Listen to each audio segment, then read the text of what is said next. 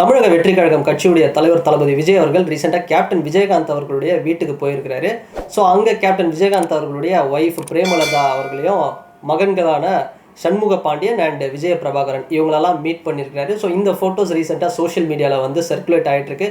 So இதுக்கான காரணம் என்ன அப்படின்னு பார்த்தோம்னா, செப்டம்பர் 5ஆம் தேதி ரிலீஸ் ஆக போகிற விஜய் அவர்களுடைய கோட்டு படம். இந்த படத்தில் விஜயகாந்த் அவர்களை ஆர்டிஃபிஷியல் இன்டெலிஜென்ஸ் மூலமா வந்து இயக்குனர் வெங்கட் பிரபு அவர்கள் வந்து ஒரு கேமியோ மாதிரி கொண்டு வந்திருக்காரு. ஸோ இதுக்காக நன்றி தெரிவிக்கிற விதமாக படத்துடைய ப்ரொடியூசர் அர்ச்சனா கல்பாத்தி அவர்களும் இயக்குனர் வெங்கட் பிரபு அவர்களும் தளபதி விஜய் அவர்களும் போயிட்டு ஒரு நன்றி தெரிவிச்சிருக்காங்க. தமிழ் சினிமாவில் விஜய் அவர்கள் வந்து வளர்ந்த டைம்லையும் சரி, வளர்ந்ததுக்கு அப்புறமும் சரி, கேப்டன் விஜயகாந்த் அவர்கள் வந்து ஒரு பெரிய ஒரு தூணாக தான் வந்து விஜய் அவர்களுக்கு வந்து இருந்திருக்கிறாரு. ஏன்னா அதுக்கு காரணம் விஜய் அவர்களுடைய அப்பா எஸ்எஸ்சி அவர்களும் விஜயகாந்த் அவர்களும் ஒரு ஃபேமிலி ஃப்ரெண்ட்ஸு, சினிமாவில் ஜூனியர் சீனியர் அப்படின்னும் தாண்டி ஒரு அண்ணன் தம்பி மாதிரி தான் வந்து பழகியிருக்கிறாங்க.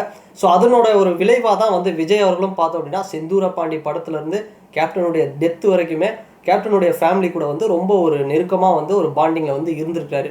ஸோ இந்த பாண்டிங் அப்படிங்கிறது அரசியல் களத்துலேயும் வந்து தொடருமா அப்படின்னு பார்த்தோம் அப்படின்னா தொடர்றதுக்கு நிறையவே வாய்ப்பு இருக்குது.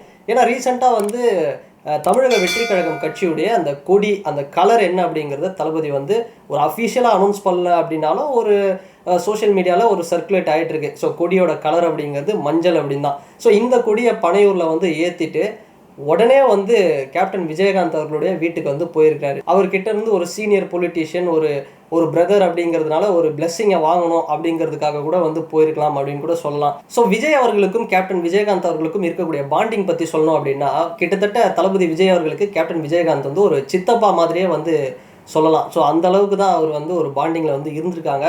ஸோ இதை தாண்டி ஒரு விஷயம் கவனித்தோம் அப்படின்னா, சினிமாவில் இருந்து அரசியல் களத்தில் வந்தவர் கேப்டன் விஜயகாந்த் அவர்கள். இன்னொன்று, எம்ஜிஆர் அவர்களுக்கு அடுத்தபடியாக ஒரு பெரிய அளவில் ஒரு நடிகர் ஒரு சக்ஸஸ்ஃபுல் ரேட்டு காமிச்சது வந்து கேப்டன் விஜயகாந்த் அவர்கள் தான். அந்த வகையில் ஒரு சீனியர் ஆக்டர், ஒரு பொலிட்டீஷியன், ஸோ அவருடைய ஒரு பிளெஸ்ஸிங் வாங்குறதுக்காக கூட இந்த ஒரு சந்திப்பு உடனே கொடியேற்றிட்டு போய் பார்க்கணும் அப்படிங்கிற மாதிரி கூட இருந்திருக்கலாம்.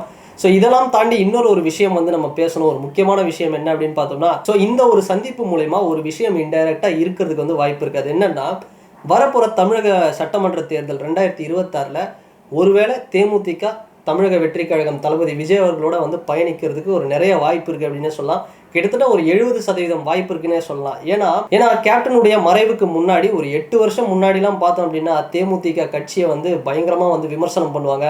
ஸோ கேப்டனை வந்து மீடியாலும் சரி, ஜென்ரலாகவும் அவர் வந்து ஒரு நெகட்டிவான ஒரு இமேஜ், ஒரு ட்ரோல் மெட்டீரியல் மாதிரி வந்து சில விஷயம்லாம் காமிச்சிருந்தாங்க. ஆனால் இன்னைக்கு அவருடைய மறைவுக்கு பின்னாடி அவர் வந்து யார், சினிமாவில் ஒரு கலைஞராக அவர் என்ன பண்ணியிருக்கிறாரு, அரசியல்வாதியாக என்ன பண்ணியிருக்கிறாரு, ஸோ என்னென்ன ரிஃபார்ம்ஸ் வந்து கொண்டு வந்திருக்காரு, எவ்வளோ போல்டாக இருந்திருக்கிறாரு. ஸோ இந்த பக்கமும் அந்த பக்கமும் தான் வந்து தேவையில்லாமல் ஒரு சாஞ்சி வளைஞ்சு கொடுக்காம ஒரு கட்ஸாக வந்து நிறைய விஷயங்கள் பண்ணியிருக்கிறாருங்கிறது இன்றைக்கி எல்லாருக்குமே தெரிஞ்சிருக்கு.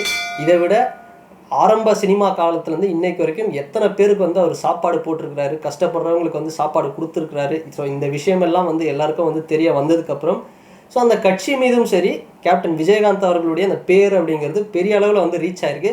அந்த கட்சிக்கும் பார்த்தோம்னா ஒரு செல்வாக்கு வந்து அதிகரிச்சிருக்கு அப்படின்னு சொல்லலாம்.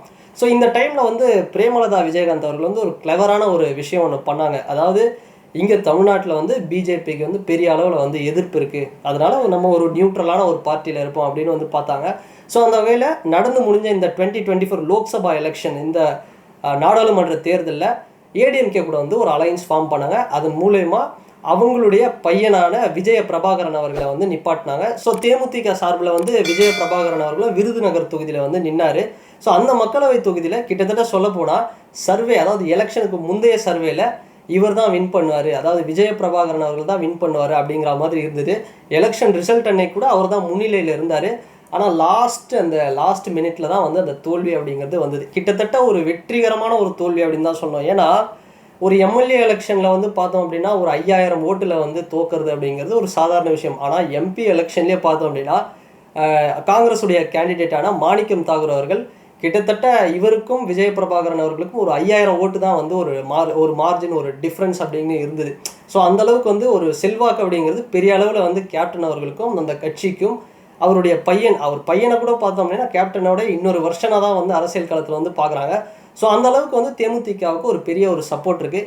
ஸோ இந்த சப்போர்ட்டை ஒரு பெரிய அளவில் கொண்டு போனோம், இதை தக்க வச்சுக்கணும் அப்படின்னா கண்டிப்பாக பிரேமலதா அவர்கள் வந்து பார்த்தோம்னா தேமுதிக கட்சியை தளபதி விஜய் அவர்களுடைய தமிழகம் வெற்றி கழகத்தோட தான் வந்து டிராவல் பண்ணவும் வந்து பார்ப்பாங்க. ஸோ இந்த விஷயத்தெல்லாம் வச்சு பார்க்கும்போது ஒரு வேளை டிவிகே கூட வந்து தேமுதிக இணைஞ்சாங்க அப்படின்னா கண்டிப்பாக விருதுநகர் தொகுதியில் இருக்கக்கூடிய 6 சட்டமன்ற தொகுதிகளும் வந்து ஈஸியாக வந்து வின் பண்ணிடலாம். பெரிய பெரிய பார்ட்டிகளோட அலைன்ஸ் எதுவுமே இல்லாமல். ஸோ அந்தளவுக்கு ஒரு மாசு அப்படிங்கிறது கூடும். ஸோ ஜென்ரலாக தளபதி விஜய் அவர்களுக்கும் வந்து ஒரு ஃபேன் பேஸ் இருக்குது, சவுத்துலேயும் சரி ஓவரால் தமிழ்நாட்டிலையும். ஸோ அந்த கூட்டமும் சரி தேமுதிகக்குன்னு ஒரு ஓவராலாக வந்து ஒரு சப்போர்ட் அப்படிங்கிறது இருக்குது. தமிழ்நாடு முழுக்க தொண்டர்கள் வந்து இருக்காங்க. கேப்டனுடைய ஃபேன்ஸ் அப்படிங்கிறவங்க வந்து ஒரு செப்பரேட்டாக இருக்காங்க. அவங்க வந்து பார்த்தோம்னா டிஎம்கே ஏடிஎம்கேன்னு வேறு கட்சிகளுக்கு வந்து மாறி மாறி போடுறவங்க. ஸோ சாலிடாக ஒரே கட்சிக்கு, அதாவது கேப்டன் வந்து தேமுதிக இருக்கக்கூடிய அந்த டிவிகே கட்சியுடைய அந்த அலைன்ஸ்க்கே வந்து நம்ம போடுவோம் அப்படின்னு போட்டாங்க அப்படின்னா பெரிய அளவில் வந்து ஒரு ஓட் பர்சன்டேஜ் அப்படிங்கிறது வந்து இன்க்ரீஸ் ஆகிறதுக்கு நிறைய வாய்ப்புகள் இருக்குது. ஸோ இந்த ஒரு விஷயம் அப்படிங்கிறது, இந்த ஒரு அலைன்ஸ் அப்படிங்கிறது ஃபார்ம் ஆகுமா அப்படிங்கிறத நம்ம வெயிட் பண்ணி தான் பார்க்கணும். ஸோ இப்போ இருக்கிற கரண்ட் சிச்சுவேஷன் பார்த்தோம்னா தளபதி விஜய் அவர்கள் ஜனவரி மாதத்தோட அவருடைய அடுத்த படத்துடைய ஷூட்டிங்லாம் முடிச்சுட்டு அதுக்கப்புறம் வந்து 2025 ஜனவரிக்கு அப்புறம் ஃபுல்லாக வந்து அரசியலில் தான் ஃபுல் கான்சன்ட்ரேஷன் வந்து பண்ண போகிறாரு. இந்த டைமில் தான் இந்த அலைன்ஸுக்கான விஷயம் எல்லாம் வந்து படிப்படியாக வந்து பேசுறதுக்கு வந்து ஸ்டார்ட் பண்ணுவாங்க. ஸோ அப்படி ஒரு வேளை இந்த அலைன்ஸ் ஃபார்ம் ஆச்சு அப்படின்னா பெரிய அளவில் வந்து சக்ஸஸ் ஆகவும் வாய்ப்பு இருக்குது. அண்ட் ஃபைனலி தளபதி விஜய் அவர்களுடைய தமிழக வெற்றி கழகமும் அண்ட் கேப்டன் விஜயகாந்த் அவர்களுடைய தேமுதிக கட்சியும் வந்து 2026 சட்டமன்ற தேர்தலில் வந்து இணைஞ்சாங்க அப்படின்னா அவங்களுடைய ஓட் பர்சன்டேஜ் என்னவாக இருக்கும், அந்த அலைன்ஸ் எந்த அளவுக்கு வந்து ஒரு சக்ஸஸ் ரேட்டை கொடுப்பாங்க அப்படிங்கிற உங்களுடைய கருத்துக்கள் என்ன அப்படிங்கிறது இந்த கமெண்ட் செக்ஷனில் பதிவிடுங்க. அண்ட் இந்த வீடியோ உங்களுக்கு பிடிச்சிருந்தா லைக் பண்ணுங்கள், ஷேர் பண்ணுங்கள், கமெண்ட் பண்ணுங்கள், சப்ஸ்கிரைப் பண்ணுங்கள். அண்ட் வேறு ஒரு வீடியோவில் வேறு ஒரு கண்டென்ட்டில் நான் உங்களை பார்க்குறேன். பாய்.